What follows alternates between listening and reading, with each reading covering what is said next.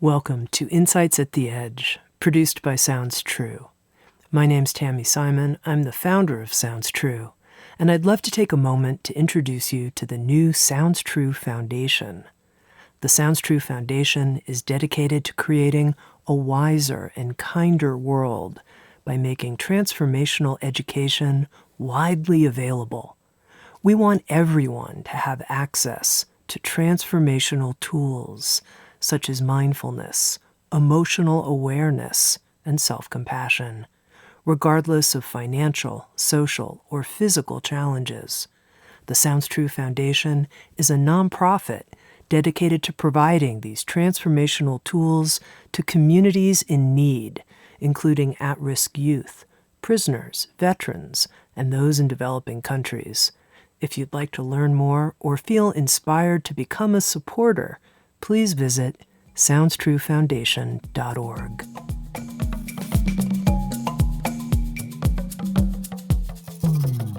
You're listening to Insights at the Edge, and today I'm here in the Sounds True studio with Justin Michael Williams. Justin is just turning 32 years old, and he's the author of a new Sounds True book, Stay Woke, a meditation guide for the rest of us. In addition to being an author and a meditation teacher, Justin is a top 20 recording artist. He uses music and meditation to wake up the world. Justin Michael Williams has dedicated himself to bringing the meditation practice that he calls freedom meditation, a particular empowering form of meditation, to young people who are living in communities that are impacted by racism, poverty, and social injustice. Communities that are similar to the type of community in which Justin himself grew up. To achieve this goal of introducing freedom meditation to young people, Justin is partnering with the Sounds True Foundation to create the Stay Woke Give Back Tour. He'll be traveling to cities like his hometown of Pittsburgh, California, and Flint, Michigan, and Atlanta, Georgia, to introduce young people to freedom meditation, give away copies of his new book, Stay Woke, and make available a 40-day audio meditation series to any young person interested, which will be delivered via text message. You can learn more, and if you wish, choose to support the Stay Woke Give Back Tour at staywokegiveback.org. And now, here's my conversation with Justin Michael Williams. I'm here in the Sounds True studio face-to-face with Justin Michael Williams. Justin, welcome. Thank you, Tami. It's so good to be For sitting our here with listeners who are meeting you for the very first time, can you share with them a bit of your background, the arc of how you came to write Stay Woke, a meditation guide for the rest of us? Well, I have to start with how I even got into meditation, in the first place. And, I grew up, I think there's a lot of people who grew up like I did, but with a lot of trauma. And I think many of us have so much trauma that's underneath. I grew up in a home with gunshot holes outside of my bedroom window and domestic violence, quite literally seeing my mom get choked, and abused and beaten, really. Remember one time in particular, her getting hit in the face with the remote control, and I'm the only other guy in the house and too little to do anything about it. But, this was by someone she my was dating? stepdad. Oh, okay. My stepdad, and they were together for a long time. And just so much trauma happening in the home, and then hiding in the closet, and I was gay but not out, and just all these different things happening. And what I knew to do at that time and what I thought I needed to do was, okay, if I'm just really smart, because this is the one thing that nobody can kind of mess with me on. If I'm just really smart, then I can get out. And that was my only mission, at that point as a kid, was to get out. And I'm grateful to say that I did. I ended up getting a full ride scholarship, academics, to go to UCLA. So I get out, I go to school, I'm getting good grades, I'm doing all this, but inside I still felt exactly the same, if not worse, than I felt when I was at home dealing with all of that. And I was like, well, what do I do? Like, if this doesn't work, I'm living in freaking Westwood in an apartment with extra money, and none of this is changing anything. And the kind of low point for me is, so I'm about 5'11", 6 foot, depending how high my hair is. And I weigh like 160, 165 now. And I had an eating disorder in college that I think was just a manifestation of all the trauma, coming up. And I weighed 115 pounds at my lowest, which was like really tiny. And one of the things that got recommended to me was to try yoga. And so at first it was just a physical practice. And for me, I was like, yoga? Like what? So I'm just this 18-year-old black dude, didn't know any black people doing yoga. I had to ask, I was like, isn't that like a cult? Like, what is that? And luckily UCLA has a great yoga program. So I start with the physical practice, fall madly in love with it, and start getting something really beautiful and spiritual from it, which was really powerful for me because when I left high school, I grew up Catholic and really like ran far away from that when I left to college. And this was kind of introducing me into spirituality in a different way. And then meditation got recommended to me. And I tried to go to a class and I didn't like it. And I really had the experience that I think a lot of people have their first time meditating, just like, this does not work. Like, what's going on? I'm hungry. I'm tired. Oh my God, I'm watching the clock. I have to sit here for how much longer, And then that night, this is one of those like divine intervention moments where go to this meditation class that day. That night, my friend calls me and is like, hey, come with me to this party. I'm like, okay, I don't even know whose party it is. Go to the party, sit down in a chair within like 10 minutes of arriving at the party. And this older guy comes and sits next to me. And so just like giving people a picture, he's 60-something-year-old, older white man. I'm a early 20-year-old something young black gay dude who's like totally flaming with like, I think I was wearing like a deep V-neck American Apparel t-shirt that was like highlighter pink or something. And he just was like, hey, young man, how was your day? And I'm like, oh, it was good. I went to this meditation thing. Have you ever heard about meditation? That's what I said to him.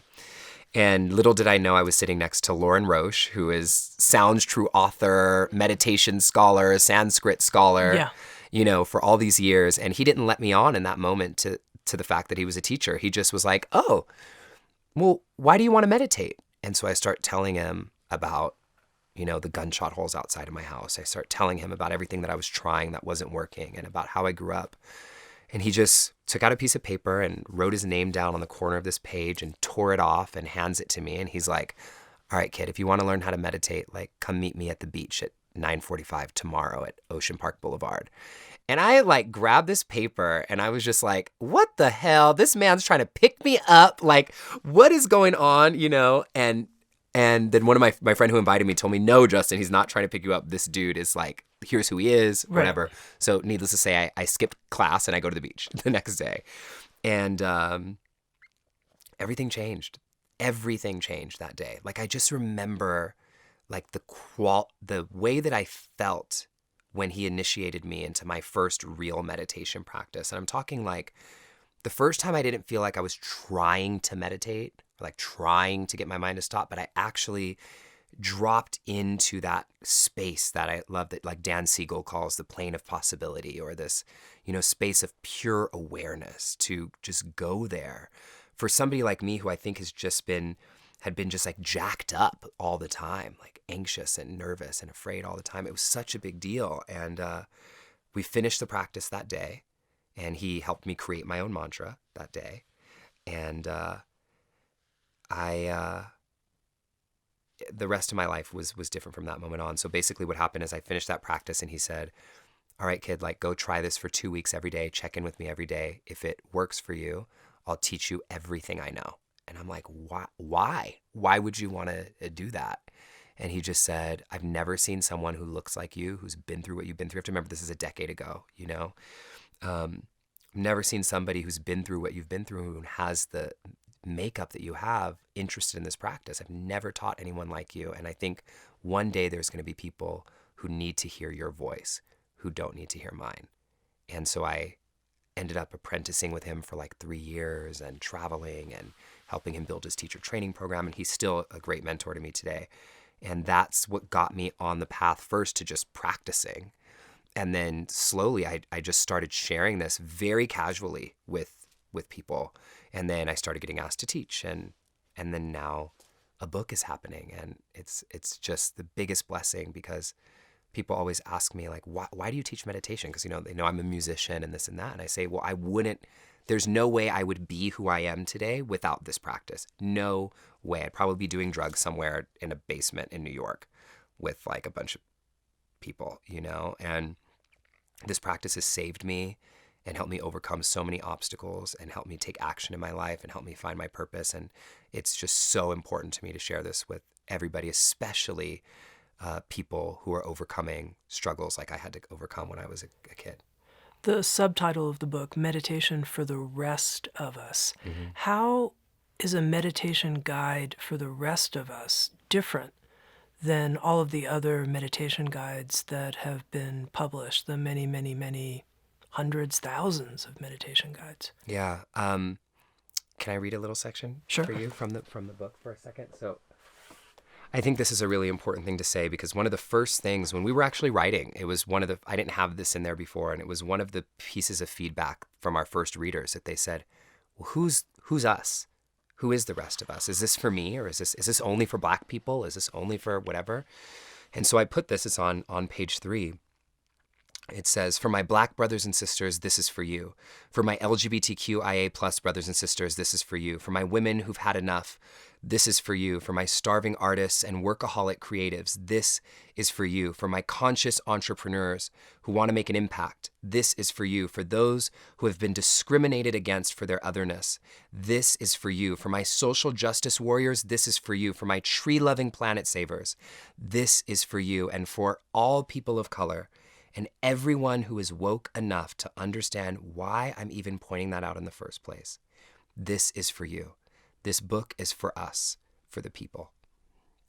And that's a really important part of the book for me, and really the reason why I even said yes to writing it, because I haven't found any book or teachings that name and put the context in which these communities are, and the issues and very unique struggles that these communities are facing, and intersect that with the meditation practice in a way that's very direct. Like, here are things that you are overcoming. Here are things that your community is dealing with. Like, I have practices in the back of the book for social justice and for dealing with privilege and for dealing with prejudice and when you don't belong, and, for people who are in the closet and for the environment. And I don't see a lot of books calling us to action, and this book really helps us take action through the practice of meditation.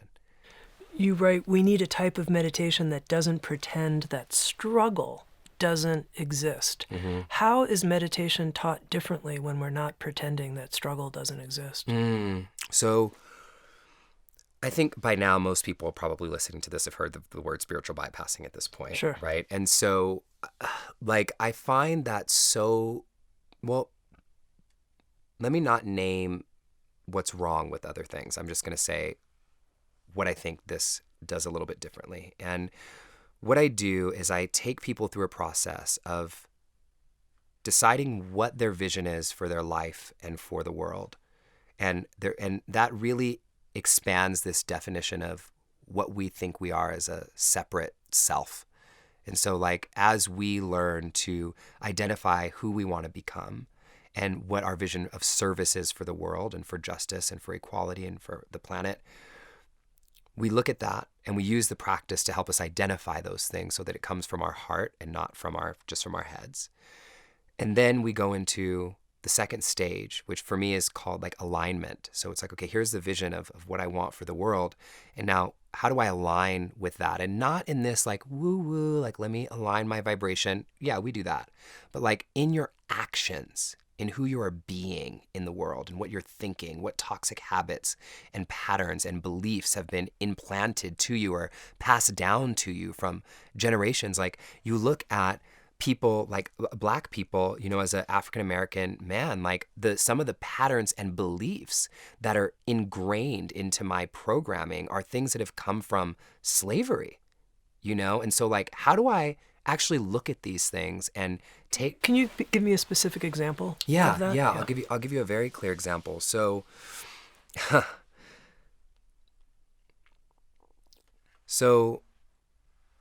there's a few, and I'm wanting to think of which is the most potent to share with you. But I think what's wanting to come through is this thing about the church and religion and these practices and mindfulness practices and these different teachings being against our religion.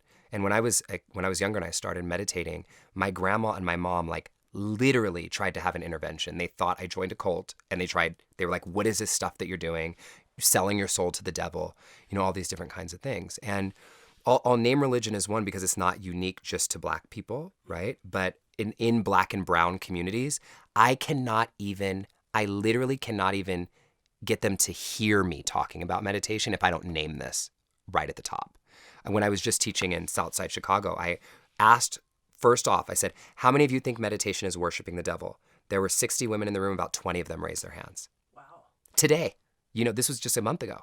And this is what is being fed to these communities. But the thing is when we look at the history of how these religions were even passed on to and why they were brought to these communities as a system of control to keep you in your place so that you can be doing these specific things that the slave owners want you to do, you know? And when we look at actual African diaspora religions and even Christianity as a religion in Africa before slavery, we see that the way Christianity actually looked and the way religion for African people before America actually looked, what it was so inclusive. And it involved nature, and it involved crystals, and it involved the sun and mindfulness, not with that name, you know? It involved all of this, and all of that got stripped away and given this dogmatic thing. And I'm not saying that Christianity is bad. I'm not saying that in any way. I want to be clear. I'm saying that some of the things that we are taught are not for us end up blocking us from becoming who we were meant to be and blocking us from being able to do more. And so that's an example of something that gets passed down without us even thinking about it. It's just what we knew to be true, you know? And there's many other ways that this shows up for people. And in this book in particular, I name them. And I say, you know, just about religion in particular, that this practice doesn't have freedom meditation, the type that I teach. It doesn't have to be religious. And what I believe is that if you are a religious person, what this practice will do is it will help you connect more intimately and more deeply and more directly with your source of higher power, whether it's God or the universe or whatever. And if you're not religious and you don't believe in any of that, which I'm pretty sure most people listening to this have some kind of spiritual practice, but that's fine. It just helps you connect to the highest version of yourself. And so all beliefs are welcome. You know, what I really believe is that prayer is when we speak to our source of higher power, and meditation is when we listen to the messages coming back to us. And so many of us spend so much time asking, show me the way. What do I do? Show me. But we never get taught how to listen to what we're supposed to do. And so just naming some of this, like you should have seen in this room with these women who literally raised their hand and said, worshiping the devil, and they're devout Christians, to see them excited about their mantra and excited about meditating. I don't know any other teacher that I've ever been to who started their workshop with that question. Mm-hmm. Now, you mentioned that when you were on the beach with Lauren Roach, you said he initiated you and that you discovered your mantra. Yeah. And, you know, I have to be honest with you, Justin. When I got to the part of the book, Stay Woke, where you talk about how we can each learn our own mantra, and you talk about it as discovering our unique energy signature, I really lit up. I'd never heard this anywhere before. So I'd love to know what happened on the beach. Yeah. And then how do you teach people how to discover a mantra that's not based on some foreign language or something that they have to pay thousands of dollars through an organization? I'm going to find my own mantra. Yeah, like I really believe, and this is something Lauren said to me early on, that the real point of meditation is to realize the guru's inside of you.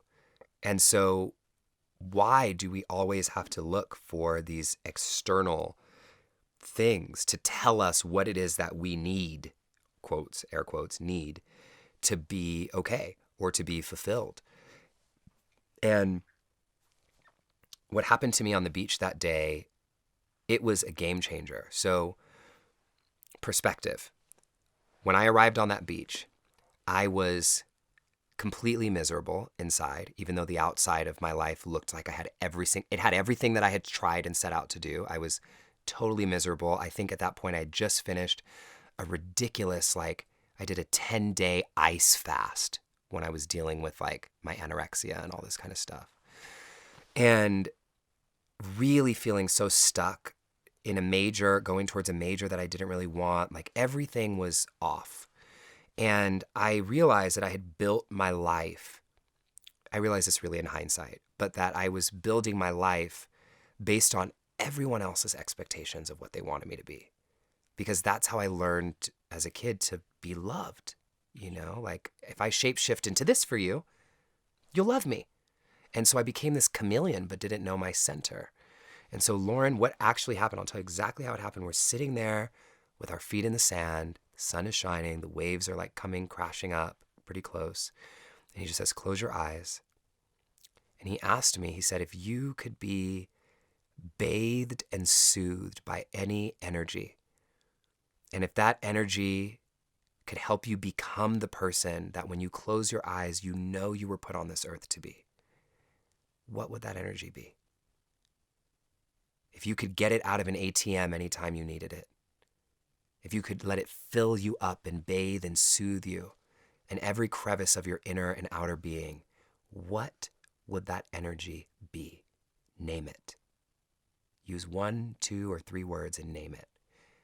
And instantly, I just said, complete authenticity.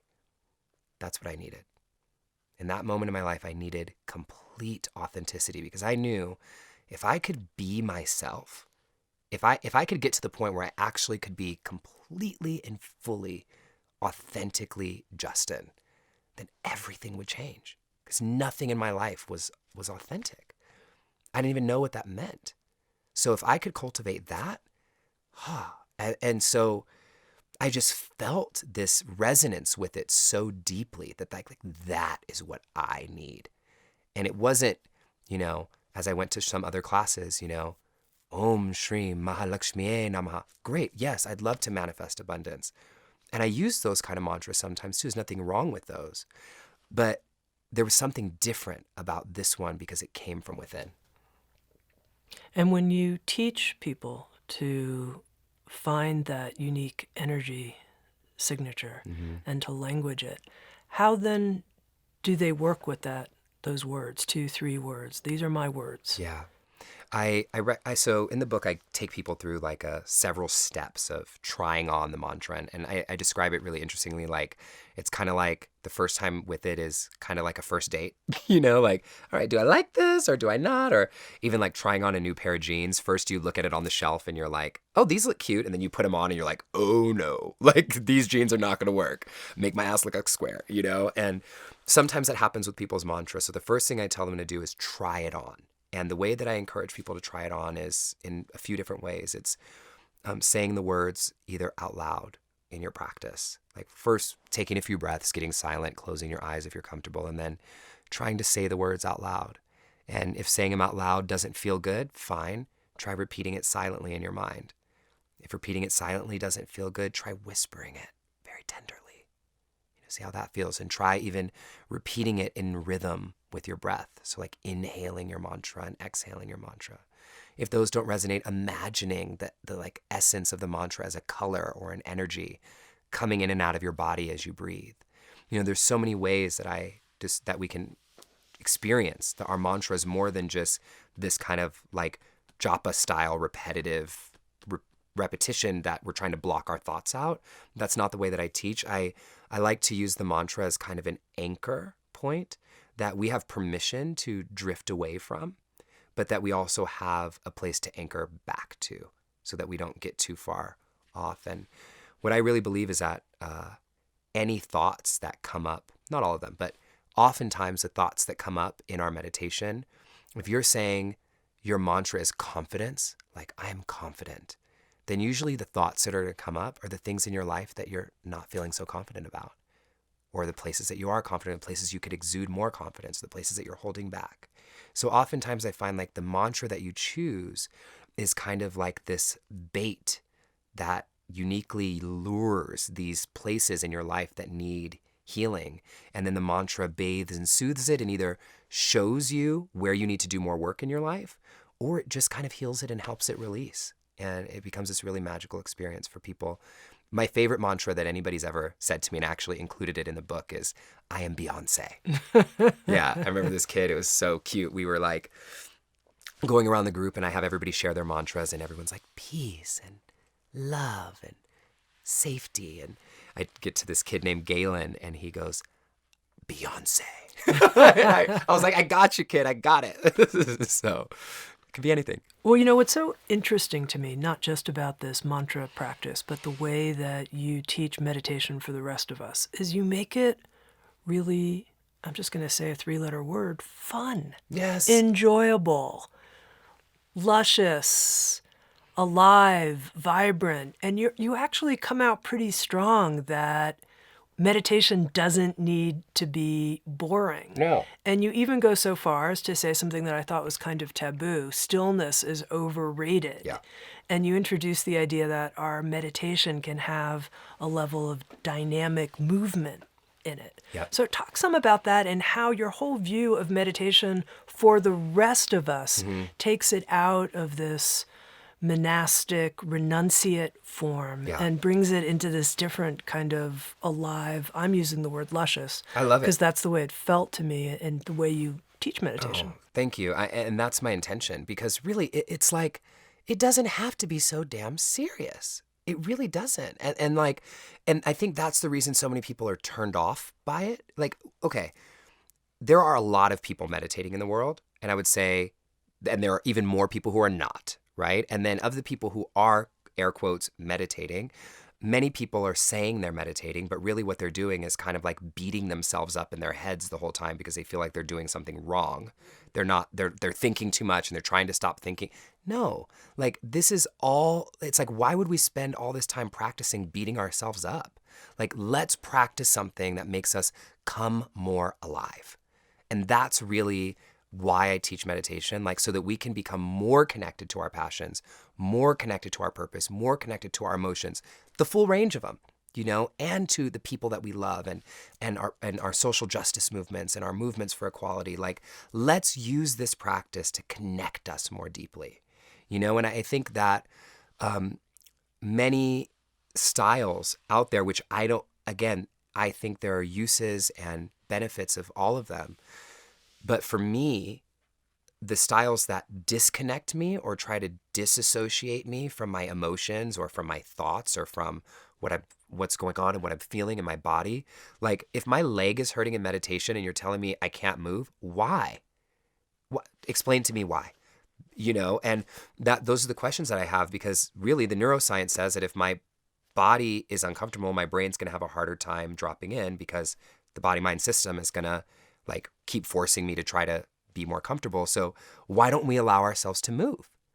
And so when I really got into my practice, something that really helped me was allowing myself to pulse and sway a little bit. And so I have this practice in the book that's called Pulse. Let's do it. Let's do it. Okay. Let's pulse. Cool. So it's really simple. You just sit however you want. And in the book, this is called Pulse for people who hate sitting still.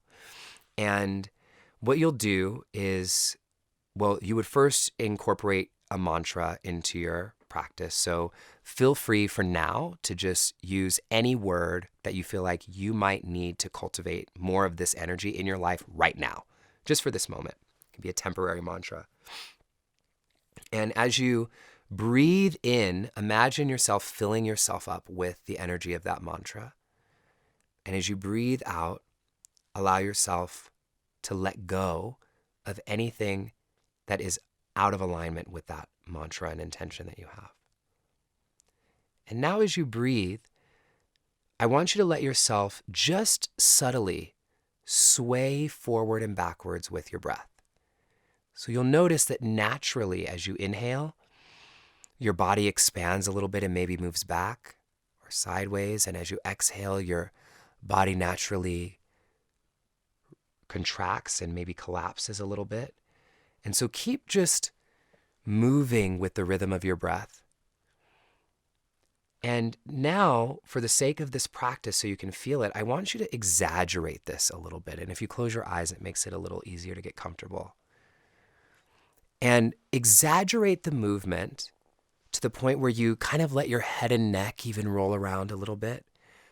But keep the mantra present and keep the rhythm of your movements attached to your breathing patterns. And now we're going to push this even just a little bit further. And I like to push this further so you can come back. And as you pulse, now just let your arms sway up and down a little bit with your breath. So maybe inhale, let your arms come up just a little bit like wings or however feels good to you. And then as you exhale, let the hands and the arms drop down a little bit. Keep letting yourself pulse and the head and neck roll. And for 3 breaths, just keep doing this on your own. And with each inhale, infuse your body and your energy field with your mantra like you're doing a slow dance through water, through honey. So we're not doing any choreography. We're just letting the body just move. We'll take one more breath in. And on the exhale, just come back to center. And open your eyes. What did that feel like for you? I loved it, and it made me feel a little bit like a snake dance of some kind. But it also made me think how in the Jewish tradition, people daven or go back and forth when they're praying.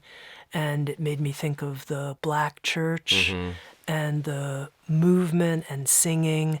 And your work of meditation for the rest of us, not locking people in to an Eastern imported tradition, working with Sanskrit language, as we talked about before with the mantra, and that really what you're doing, and I want you to be really explicit about it, is by having a personal goal of teaching and introducing meditation to people who have not felt drawn to it in the way perhaps that it's been taught previously, you're having to make these adjustments. I mean, that's how it might catch on. Yeah, and the real thing is, Tami, so first of all, for some people, they hate the movement. And that, what I love about this is that's fine. You don't have to move. Like I'm just offering it as an option. And some people are like, oh wait, I can move when I meditate? You know, and for people, normally I don't recommend like standing up and doing a whole dance routine. You know, I mean, maybe you can try that later. But what I know from my experience and from the experiences of many of the communities that I'm in and have taught in and have lived in is healing in communities of color and it looks like dance. It looks like song. It looked like historically when you see like African children at a funeral or going through trauma, what are they doing? They're dancing in ritual.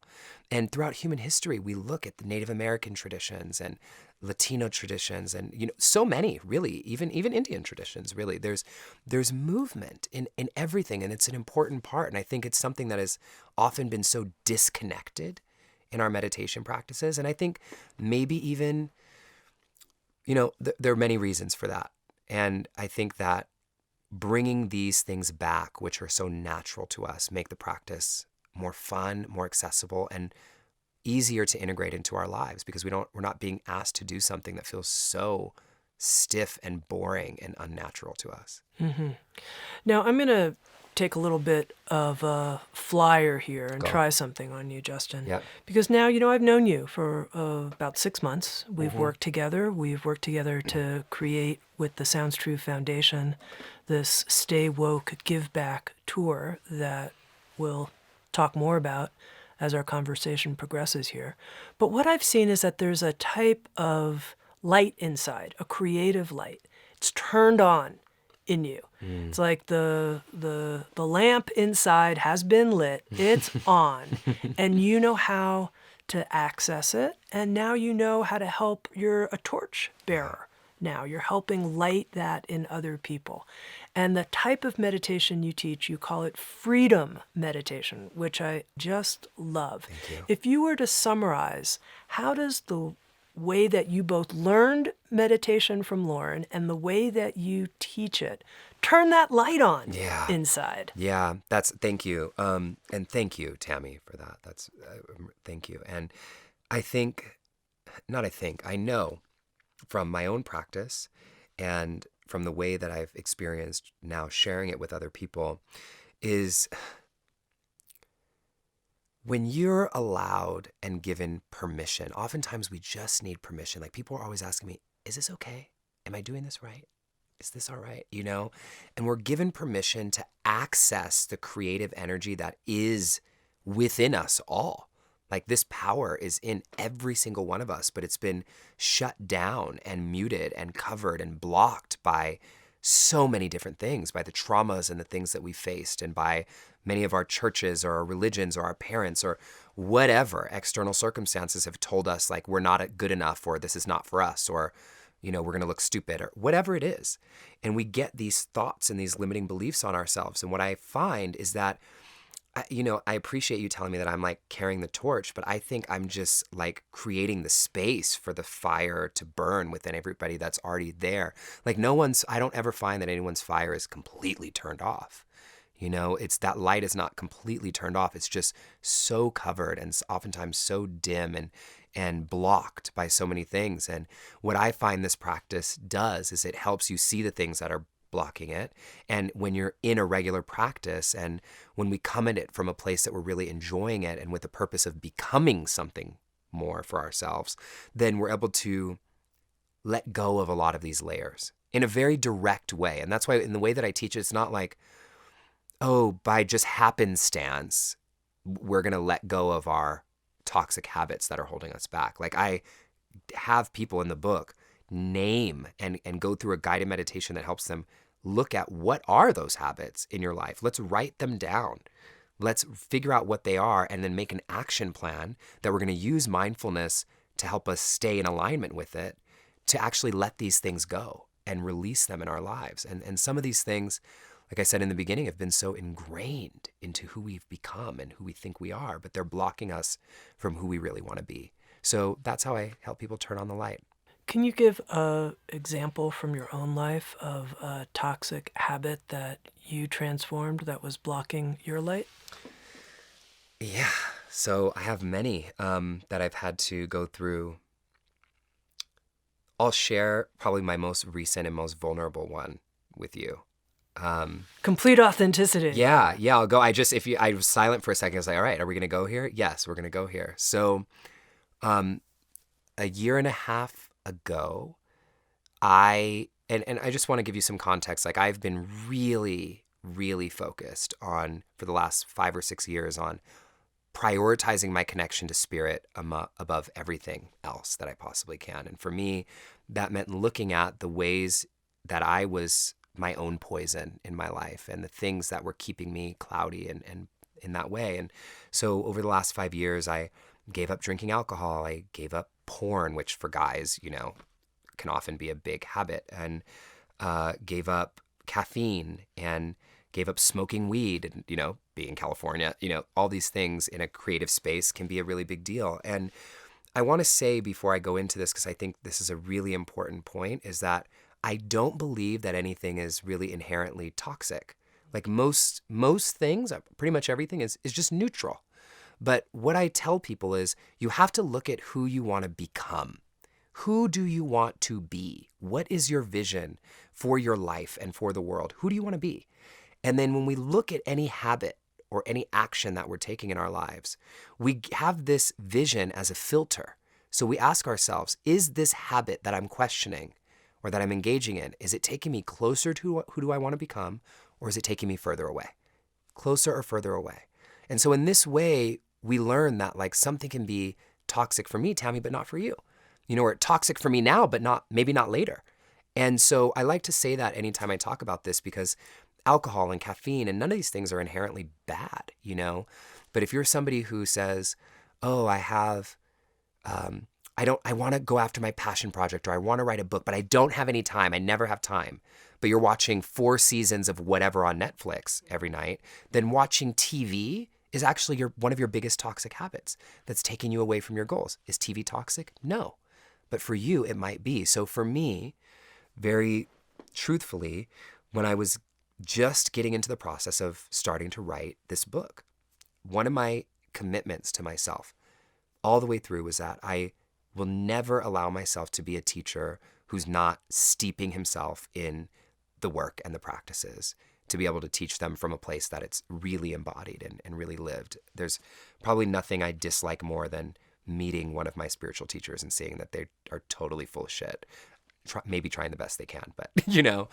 And so I was talking to one of my mentors, and she said, look, Justin, like, I know you've done all these releasing your habits, but I think you're missing one of your most distracting habits of all. And I was like, what? I'm thinking, I don't do anything, you know? And she said, it's boys and sex. And I'm looking at her like, ugh, because I actually knew, you know, I knew. And I didn't want to face it because it was kind of like the hardest one.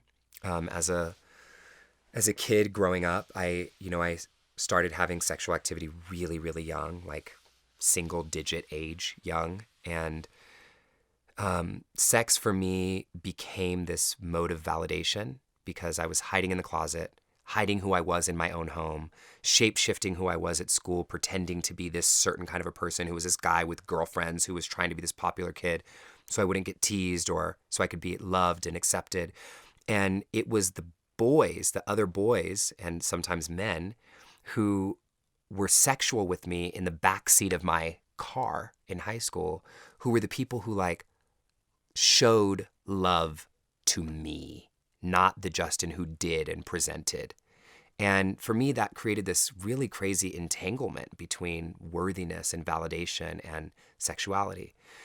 And I've known this in therapy, but I just didn't have the courage or the desire or the discipline at first to like give it up. Like, 30-something-year-old dude living in Hollywood, you know, in the music scene, like giving up sex is kind of a big deal, you know? So, but Brenda Villa, who is the woman who was my spiritual counselor at the time, she just said, look, Justin, this book is going to require all of your creative energy. You're birthing an entirely new life. And it requires every single bit of you so that you can grow the wings that you need to grow so that you can fly. So she said, I don't want you giving up. I don't want you to mute yourself and turn your sexual energy off. I just want you to stop leaking it and redirect it all towards this book and this creative project. And so I did. I was super resistant to it at first, but I first said, okay, I'll do 3 months. And then I said, oh, wow, this is actually, I feel the difference here. I feel my power and my energy building. And I did 6 months and started going to therapy and then did a year. And I'm kind of like still in it now as we're recording this at like 15 or 16 months. And what was really interesting, Tami, is this, I'm not still in it because I still have a boundary around sex. At my year, I said, okay, I'm open again. But what happened in that year of me kind of having a reset with my sexual experiences that I, had built upon this from being a 9-year-old boy was it completely changed the way that I relate as a sexual and relational being. And now I'm not just accepting haphazardly people into my life because I'm lusty or lonely. I've learned to hone in on the skill of being able to have the discernment to decide whose energy I let into my space. So that's a very real, like present one for me that has had a dramatic shift. And again, is sex bad? Hell no. It's amazing. It's connection. It's passion. It's just a creation. But was it keeping me from elevating to the vibration of who I saw myself becoming as a teacher and a leader? Yes, because when I see myself in my vision as Justin, who is on these stages around the world and helping really be a beacon of light and healing for people, Is that guy out sleeping with random people? No. That's not what he's doing. And so I had to make the shift to align myself with that. And I'm so grateful that I did. And here we are.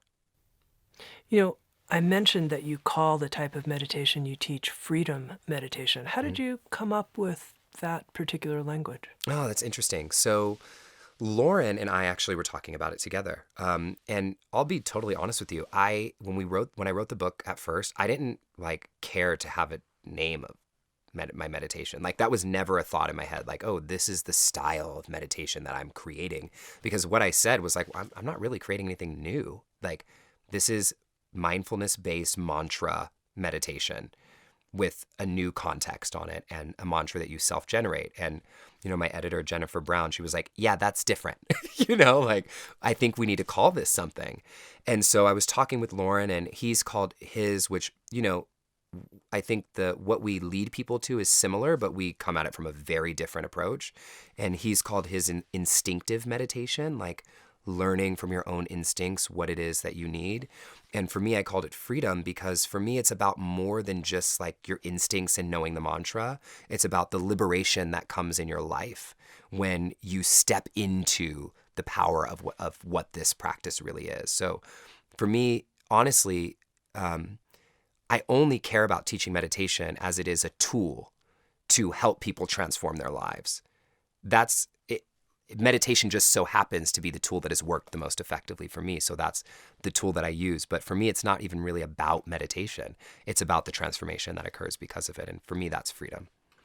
I picked up on that because as you were talking about the toxic habit transformation in your own life, I thought, wow, you're freeing yourself from these habits that are keeping you from being at your highest expression of who you are. Now, for someone who's listening and they're thinking to themselves, well, that maybe they nominated 4 or 5 different possible habits they could approach. One of the interesting parts of Stay Woke, meditation for the rest of us, is you talk about how you can bring into your meditation questions that you have. And you describe the difference between low quality questions and high quality questions. How could somebody right now create not a low quality question, but a high quality question about what toxic habit it's perhaps time for them to let go of? Yes. How do they get clarity about that? Thank you. Yeah, that's a fantastic question. So first thing that I'll say, and the reason why meditation is the glue through this entire book, and I really look at it as a force that helps us go through this, is you could have me write about this whole book and pull meditation out of it. And I say, okay, what are your toxic habits like we're doing right now?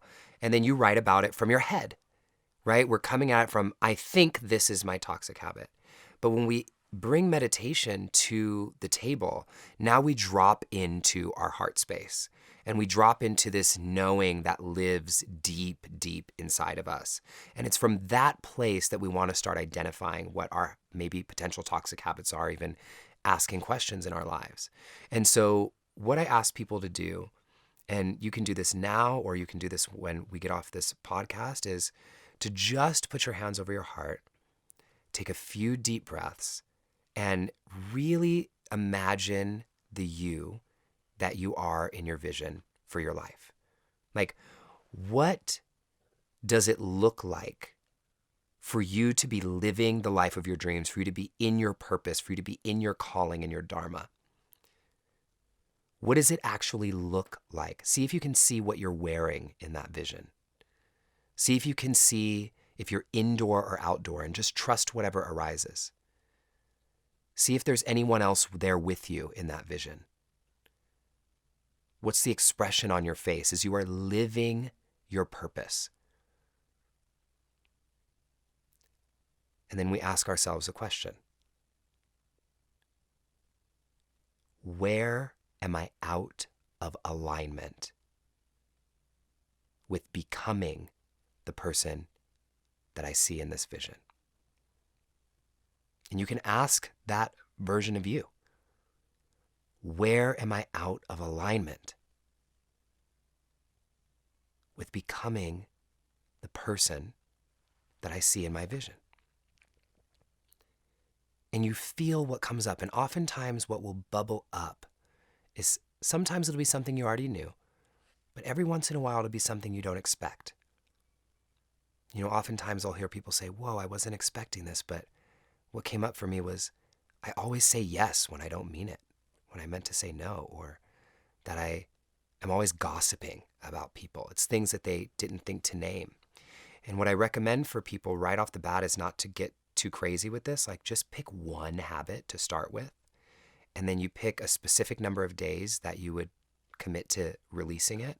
And I say like 40 days kind of minimum, but just go a little longer than feels comfortable.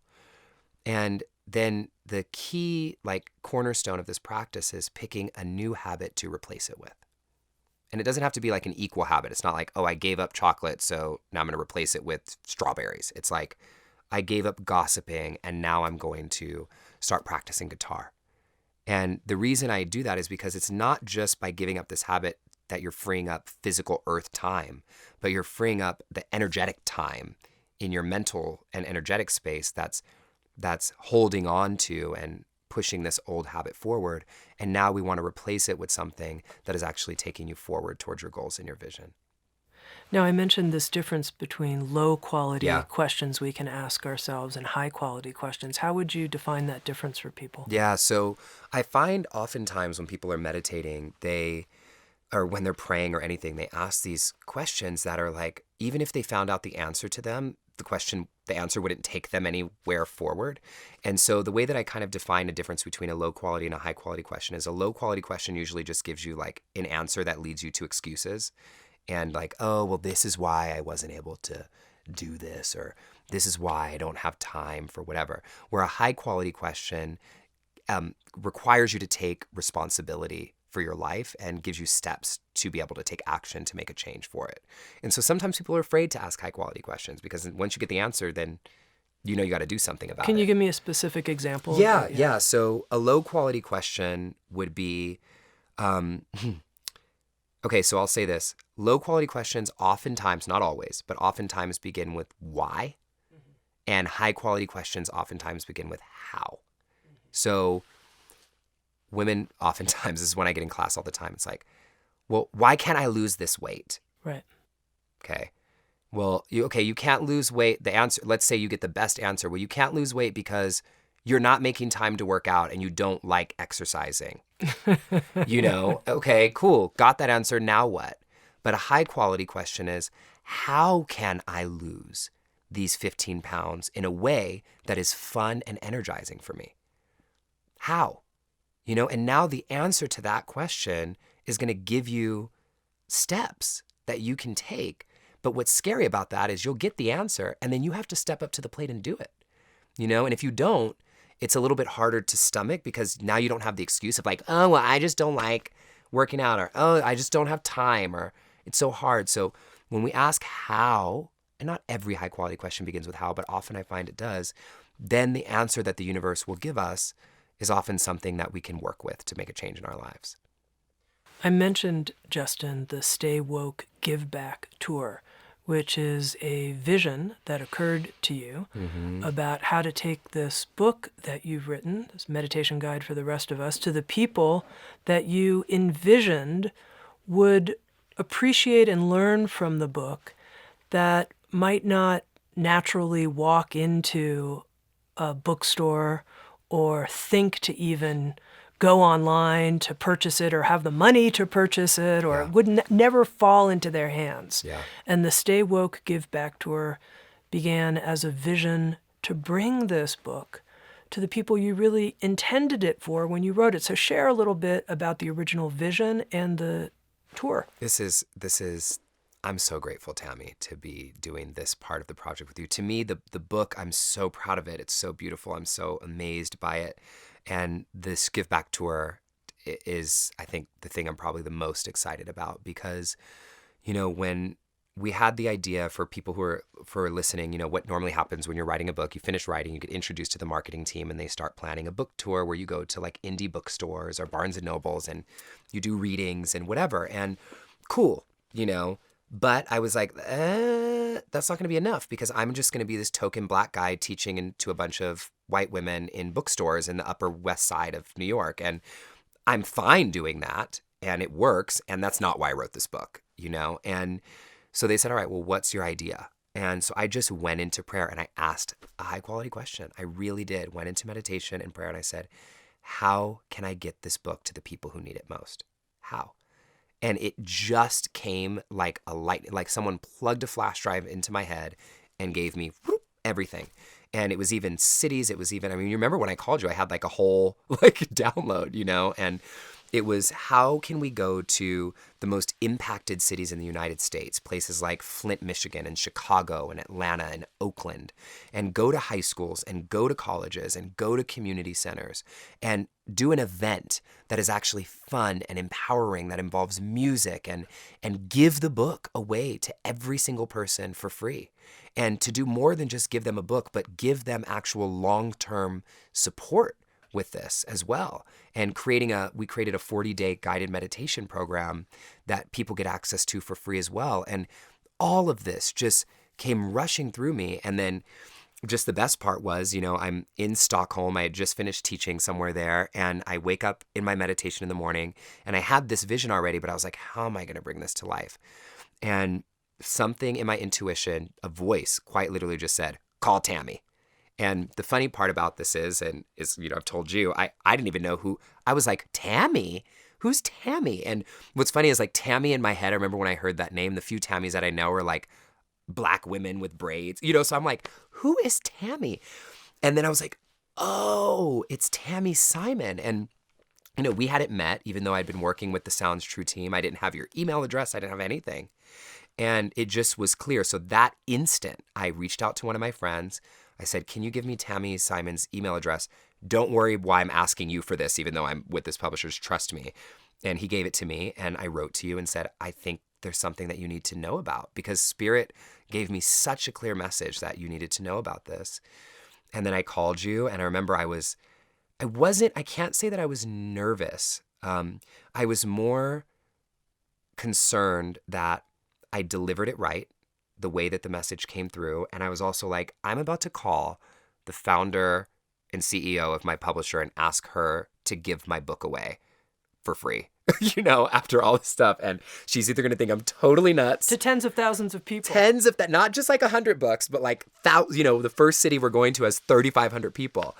And I just will never forget, Tami, I was standing there on this rooftop and talking to you on the phone. I was actually at Soho House in West Hollywood on the balcony. And I remember just talking, kind of waiting for what you were going to say afterwards. And you just said, I think this is amazing. And what you don't know is that we have launched this foundation. And one of our big questions with the foundation, the Sounds True Foundation, is how do we bring some of these teachings to the people who don't have access to or don't even know about Sounds True? And we've been looking for people to carry that torch and to be the vehicle. And I think you might be the answer to the question I've been asking. And so you were asking this high quality question in the same energetic space. And then we met at the perfect moment to now launch this tour to the world. So I'm really excited about it. For people who are listening who are interested, you can check out staywokegiveback.org. Currently, Justin will be going to 3 different cities: Pittsburgh, California, which is your hometown, also Flint, Michigan, and Atlanta, Georgia. And our hope is that through sponsorship and partnership, as well as through donations, and if people are interested in volunteering, from all of that energy coming to meet the Sounds True Foundation, that Justin can continue the Stay Woke Give Back Tour and go to cities like Oakland, Baltimore, Los Angeles, Miami, Chicago, New York. Tell people what will be happening in each one of these cities. Yeah, it's really amazing what's going on. So we're doing keynote style, think like a TED Talk mixed with a concert that is very gives a tangible takeaway. So I'm not just inspiring people, but my mission and promise with every talk is that every single person who leaves that room will know how to meditate. And yes, they're going to have to meet me there with a a commitment to practice it on their own, but I'm going to make sure when they leave that they know how to meditate. So it will be this talk where they learn how to meditate, and I involve music. And the reason why I involve music, why that's so important, is because it cannot just be about words. It can't. If it was just about words, everybody would be healed, right? And this has to be about getting people to feel and believe and drop into that emotional space where they know something more is possible for them. And the way that we feel, what makes us feel more than anything beyond words is music. This is why it's used in every church and religion and ritual throughout history. It's because it gets us to feel. And so I incorporate music really not in a performance way, but in a way that we use it to anchor into our dreams. And then after the event, and this is my favorite thing, I think, about the whole thing, is we created a 40-day guided text messaging based meditation program. So from the stage, I'll tell the students, every single student who will already be getting a free book and they're getting this event for free, text message the word meditate to this phone number. And they'll, from their phones right there, text the word meditate. And every day for 40 days after that, they will get a guided audio meditation that's 12 minutes, super easy for them to do every single day for 40 days to help take them deeper into this practice so they can start to learn some of the principles like compassion and forgiveness and loving kindness and how to deal with anxiety and stress and fear and, social justice issues and all these different kinds of things. And the reason why I wanted to go directly to the students is many of these schools that we're going to, they're in such low income areas where the administration and the teachers are so stretched and so tapped out that I didn't want to come in and say, well, we want to create this meditation program at your school that requires them to spend more money and more resources. So this is a way that we go directly to the kids on their phones, on their devices, and teach them a practice that can really change their lives. Again, I want to let our listeners know that if you're interested in learning more about the Stay Woke Give Back Tour, you can check it out at staywokegiveback.org. And I want to enact my own mantra here a little bit, which has to do with really leading with the energy of my heart.